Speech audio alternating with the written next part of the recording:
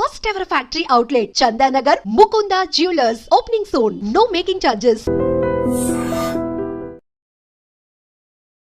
Hello guys, welcome back to our channel. ఈరోజు మనతో ఉన్నారు సర్టిఫైడ్ ఫైనాన్షియల్ ప్లానర్ అయిన రామచంద్రమూర్తి గారు. ముఖ్యంగా ఇప్పుడు అప్కమింగ్ హాట్ థీమ్ అంటే ఈవీ అని చెప్పేసి చెప్తా ఉన్నారు. గడ్కరీ గారు ఇచ్చే సంచలనమైన స్టేట్మెంట్స్ కూడా దానికి మంచి బూమ్ అయితే ఇస్తున్నాయి. అయితే ఇది ఎంతవరకు వర్కౌట్ అవుతుంది, ఇందులో ఏమేమి కంపెనీస్ ఉన్నాయి, ఏంటి పరిస్థితి అనేది మొత్తం అనాలిసిస్ తెలుసుకుందాం. Hi sir. హాయ్ అండి. Sir, right now Nitin Gadkari గారు ఈవీకి సంబంధించి ఎందుకో తెలియని పుష్ అంతా ఇస్తున్నారు. అవునండి. కంప్లీట్గా నెక్స్ట్ ఇండియా అంటే ఈవీ అంటే ఇండియా అనే విధంగా కూడా స్టేట్మెంట్స్ ఇస్తున్నారు ఆయన.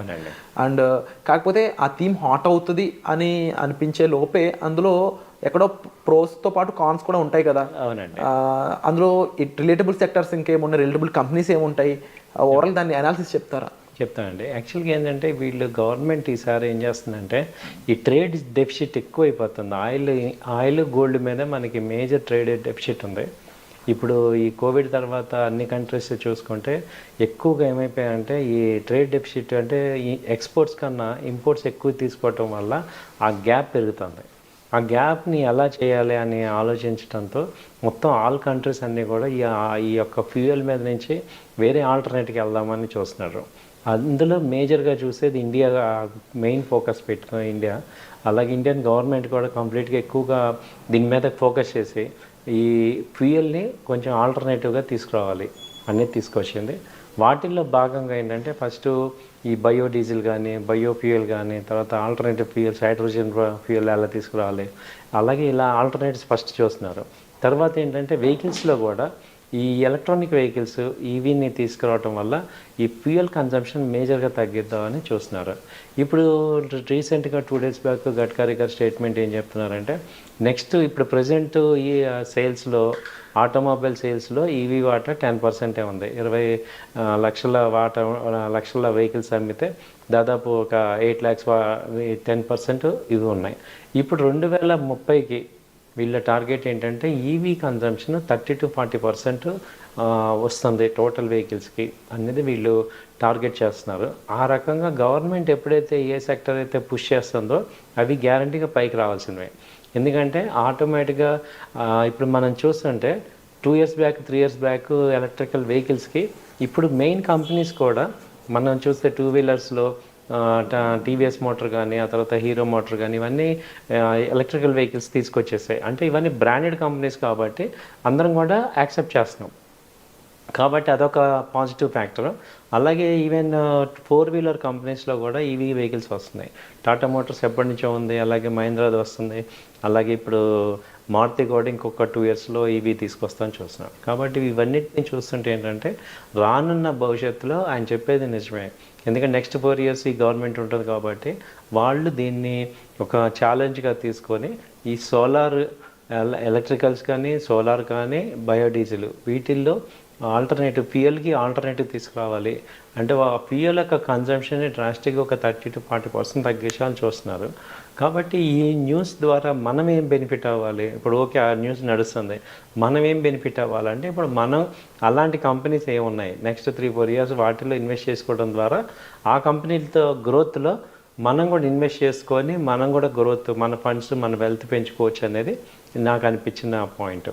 సో అందుకని ఏంటంటే ఈ వీడియోలో అలాంటి కంపెనీలు ఏమున్నాయి అనేది ఒకసారి చూసుకుంటే వాటిని మీ ముందు ప్రజెంట్ చేస్తాను.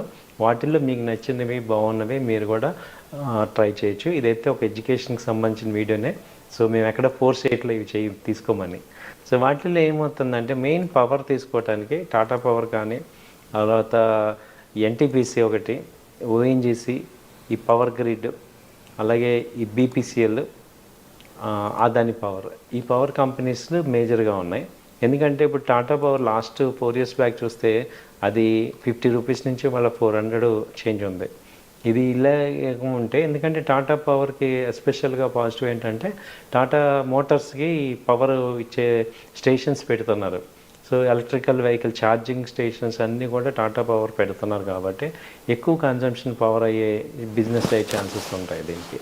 ఆ తర్వాత ఏంటంటే ఇప్పుడు ఈ ఎలక్ట్రికల్ వెహికల్స్కి తోడు ఈ ఈవీ ఛార్జర్స్ అంటే ఛార్జింగ్ ఫెసిలిటీస్ లేక మనకి బాగా సేల్స్ అవ్వట్లేదు అనేది గవర్నమెంట్ గమనించి ఇప్పుడు పెట్రోల్ స్టేషన్స్ ఎలా ఉంటాయో అలాగే మీకు తెలియదుగా ఛార్జింగ్ స్టేషన్స్ కూడా ఎక్కువ పెట్టేస్తున్నారు.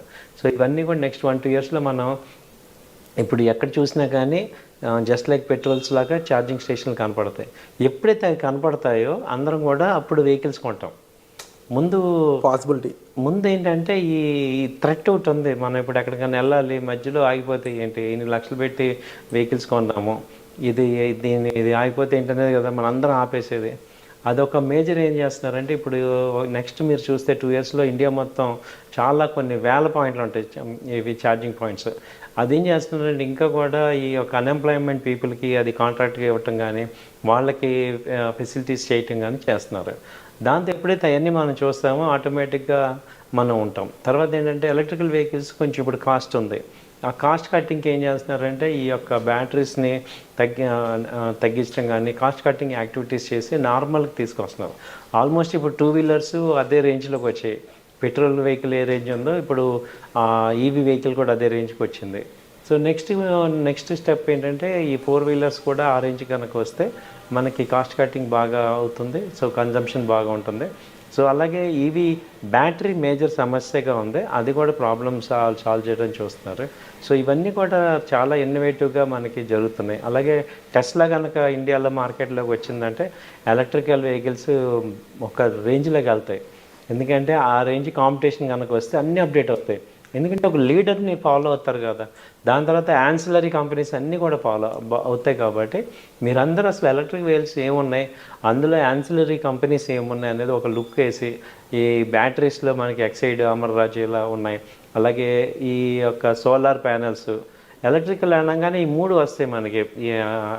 పవర్ ఒకటి వస్తుంది, ఎలక్ట్రికల్ వెహికల్స్ ఒకటి వస్తుంది, అలాగే బయోడీజిల్ కానీ ఈ ఆల్టర్నేట్ ఫ్యూయల్ కానీ వీటిల్లో ఏమేమి ఉన్నాయి అనేది చూసుకొని వాటిలో మనం ఒక మంచి కంపెనీస్ని ఇన్వెస్ట్ చేయడం ద్వారా ఒక 3-4 ఇయర్స్ అలా ఉంటే మంచి వెల్త్ రావచ్చు అనేది నా యొక్క strong feeling. Wonderful sir. And రిలేటబుల్గా కూడా దీనికి సంబంధించి అంటే ఈ ఒక ఈవీ బ్యాటరీ తయారు అవ్వాలంటే పరిస్థితి, లేకపోతే ఒక ఈవీ కార్ తయారు అవ్వాలన్నా దానికి రిలేటబుల్ ఇండస్ట్రీస్ కూడా కొంచెం బెటర్ పర్ఫార్మెన్స్ అనేవి చేస్తాయి అనుకుంటున్నాం. ఎందుకంటే 140 కోట్ల జనాభా ఎంత కాదనుకున్నా 50 కోట్లనే ప్రాపర్గా ట్రాన్స్పోర్ట్ యూజ్ చేసుకున్నా సరే ఆ ఇండస్ట్రీ ఎంత పెద్ద అవుద్దో మనం ఊహించుకోవచ్చు. బహుశా నితిన్ గడ్కరీ గారి ప్లాన్ మరి ఎంతవరకు వర్కౌట్ అవుద్దో చూడాలి. అవునండి, ఎండ్ యూజర్ కూడా ఒక అడ్వాంటేజ్ ఉంది సార్. ఇప్పుడు ప్రతిసారి మనం పెట్రోల్ బదులు ఫ్రీగా వెళ్ళటం అంటే చాలా తగ్గిపోతుంది కదా. అది ఎలక్ట్రికల్ వెహికల్స్ అనేది అందరం పాజిటివ్గా ఉన్నాం. అయితే ఏంటంటే ఆ యొక్క ఫెసిలిటీస్ ఇబ్బంది అయ్యి నెగిటివ్గా అవుతున్నాం. ఈ మధ్యలో కార్లు పేలిపోవటం ఇవన్నీ జరగటం, నెగిటివిటీస్ మీరు అన్నట్టు కాన్స్ ఎక్కువ అవి హైలైట్ అవుతున్నాయి. అవి జరిగే ఛాన్స్ 1%. ఆ 1% చాలా హైలైట్ అయ్యి అందరినీ కూడా భయపెడుతున్నాయి. లేకపోతే 1% నార్మల్ కదా, అది అవుట్కమ్ అయ్యి ఈ కాస్ట్ తగ్గి ఈ యొక్క ఫెసిలిటీస్ పెరిగితే మాత్రం అందరం చాలా మంచి ట్రెమెండస్ డిమాండ్ నెక్స్ట్ నేను అనుకోవటం 2 ఇయర్స్లో వచ్చేస్తుంది బాగా. Wonderful sir. అండ్ తప్పకుండా మనం వెల్కమ్ చేసే change, but we have to see what happens అనేది. అండ్ వీటిపై ఈ అప్కమింగ్ హాట్ థీమ్పై మీకు ఇంకా డౌట్స్ ఉండి మీరు డిస్కస్ చేయాలి అనుకున్నట్టయితే డిస్ప్లే అవుతున్న నెంబర్స్ కాల్ చేసి మీరు రామచంద్రమూర్తి గారితో పర్సనల్ అపాయింట్మెంట్ అనేది బుక్ చేసుకోవచ్చు. సో వచ్చే ఎపిసోడ్లో మళ్ళీ కలుద్దాం. Thank you so much. Thank you sir. నమస్తే.